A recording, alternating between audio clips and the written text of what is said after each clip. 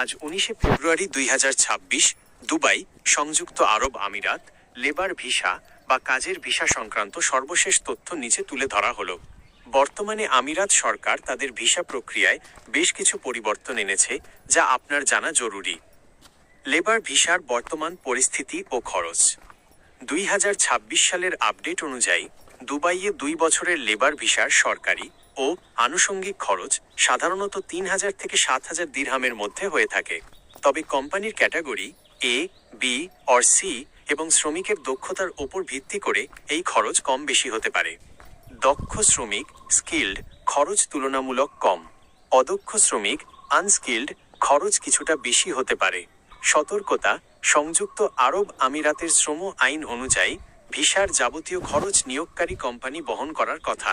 কোনো এজেন্সিকে অতিরিক্ত টাকা দেওয়ার আগে অবশ্যই যাচাই করে নেবেন। 2. প্রয়োজনীয় কাগজপত্র। 2026 সালের নতুন নিয়মে কিছু বাড়তি নথিপত্র প্রয়োজন হতে পারে। ন্যূনতম 6 মাস মেয়াদি পাসপোর্ট। পাসপোর্টের কভার পেজের স্ক্যান কপি।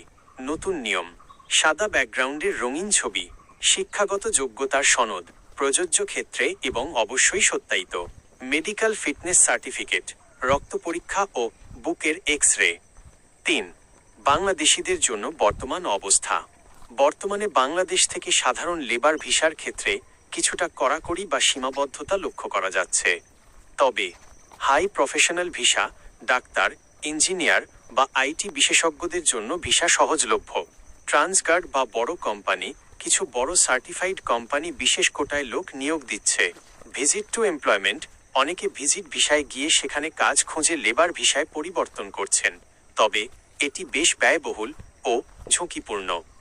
4. শ্রম আইনের গুরুত্বপূর্ণ পরিবর্তন 2026। কাজের সময় সপ্তাহে সর্বোচ্চ 48 ঘন্টা, ওভারটাইম ব্যতীত। রমজান মাসে প্রতিদিন 2 ঘন্টা কাজের সময় কম থাকে। ন্যূনতম বেতন: সাধারণ শ্রমিকদের জন্য নির্দিষ্ট কোনো ন্যূনতম বেতন না থাকলেও জীবনযাত্রার মানের সাথে সামঞ্জস্যপূর্ণ বেতন নিশ্চিত করার নিয়ম রয়েছে।